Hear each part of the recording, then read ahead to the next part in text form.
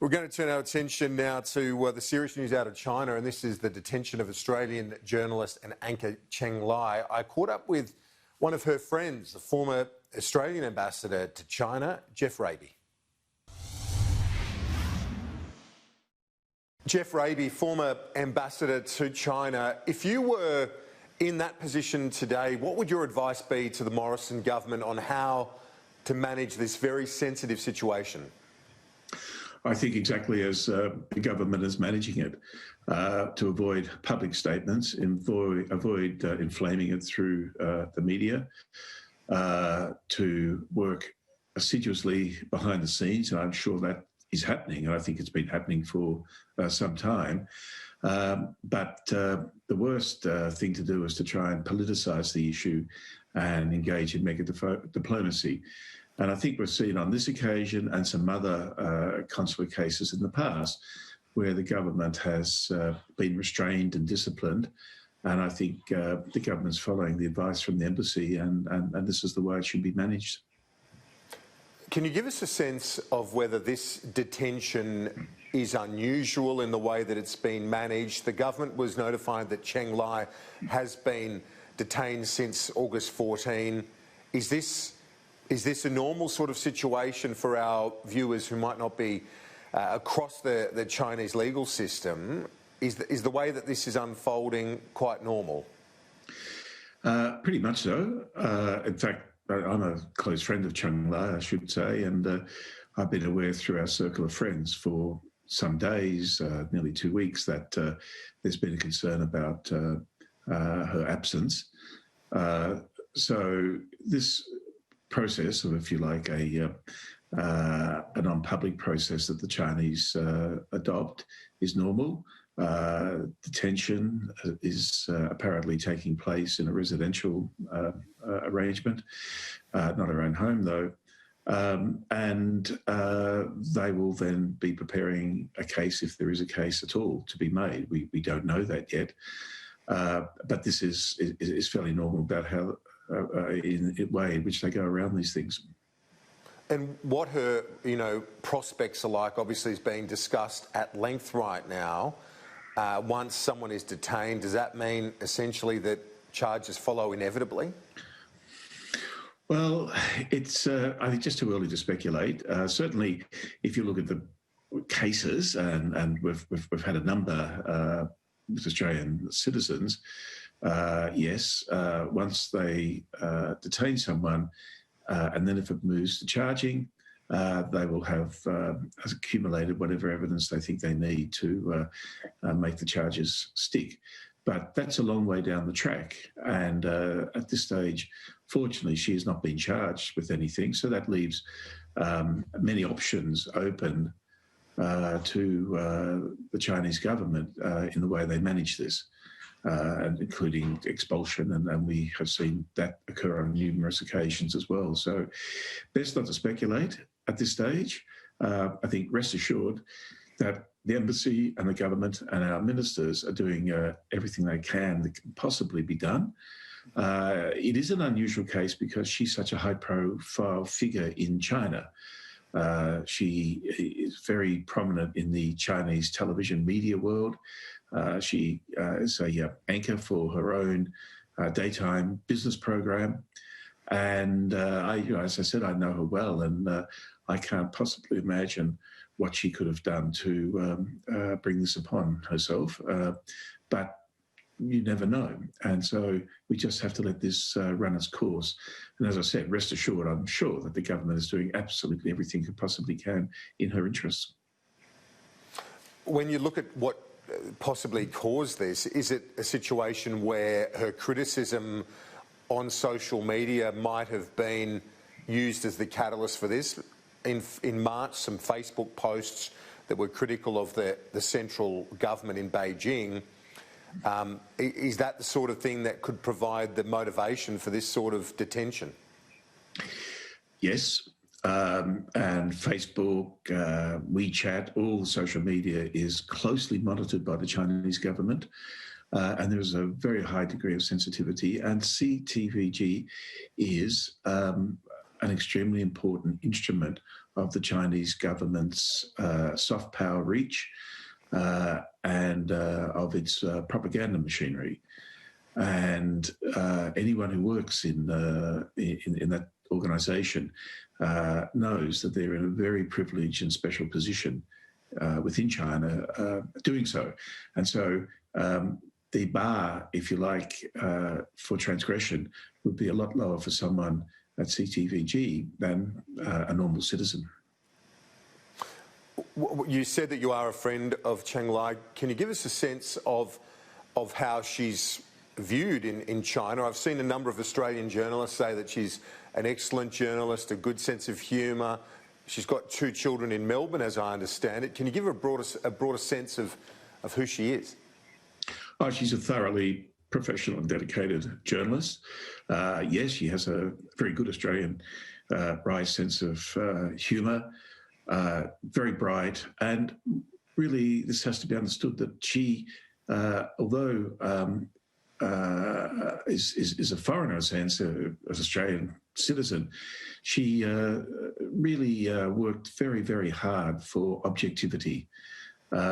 She could be mildly critical of China, but at the same time, she could push back hard on what she saw as foreign misrepresentation of things going on in China and misunderstanding by foreigners of how China is operating and how it works. And so I would put her at the highest level of professionalism and objectivity.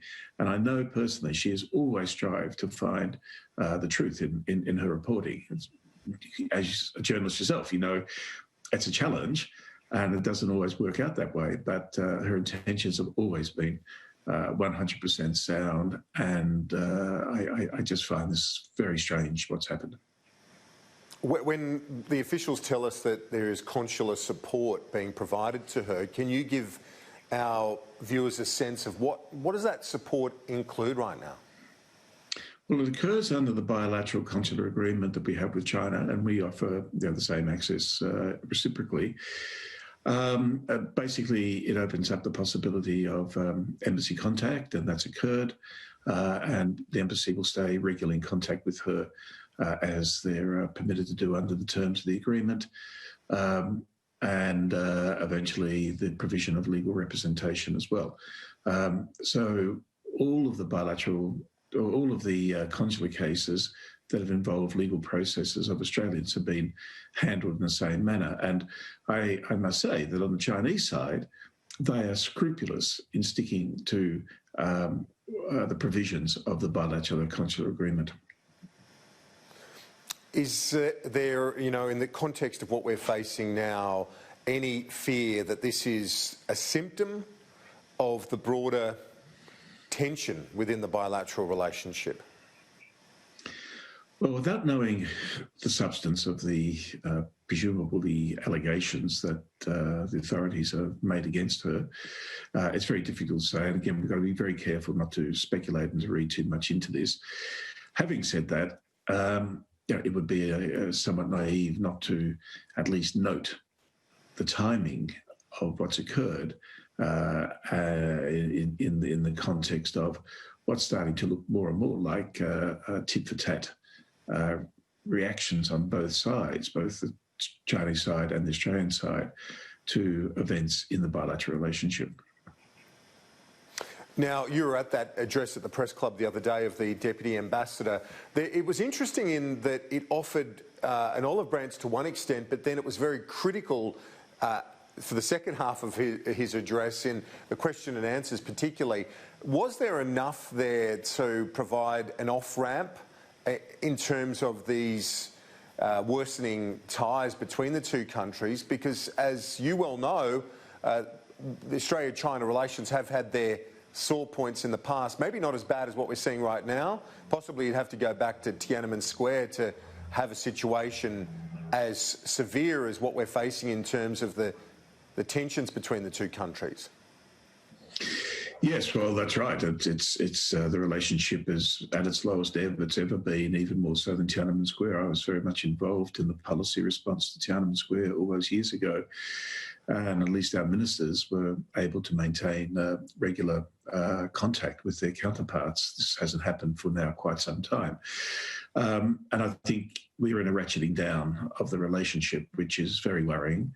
I thought Minister Wong's speech last week at the National Press Club, where we both were, was very conciliatory, and others to whom I spoke afterwards had the same view, both amongst journalists who were there, but also some business people and scholars. So I saw the speech as very conciliatory. Obviously, there's a firm line that they're going to stick to. It would have been cleared at the highest levels of the Chinese government. So he was speaking with the utmost authority of the Chinese government. He wasn't freelancing or winging it. But, it's sort of unfortunate that the day before he made the speech, the Treasurer decided not to allow a Chinese milk company purchase Japanese-owned dairy assets in Australia. Very odd that a foreign-owned dairy can't be sold to another foreigner, and that still hasn't been explained, or why a cow is a national security issue. So that was the day before. Wong made his speech, and then the very, very next day, the Prime Minister, in, again, a sharply pointed statement, announced legislation to review the agreements that state governments and universities have entered into with foreign powers, the foreign power, of course, being China. And again, it was very pointed. And, you wonder, it is starting to develop very much a tit-for-tat dimension to it, and this can just continue to spiral downwards. Is it, just finally, is it fair to say, though, that the government wants to make it clear to China that it's not going to capitulate in the face of coercion? Isn't that also a counter-argument? Yeah, I mean, you hear this from the government all the time, and the Chinese would have to be deaf, dumb and blind not to know that's the Australian government's position by now. It's not clear, though, what the capitulation is that the government is referring to. And these are very serious matters, and the costs to Australia are very substantial. Now, if the costs have to be borne because the threat or the capitulation, as you put it, goes to the heart of our national interest, then so be it. Those costs have to be borne. But the government's not clear when it talks about giving up on values or rolling over or capitulating exactly what it is that's at stake. And I think this is something that really needs to be addressed in the domestic debate within Australia.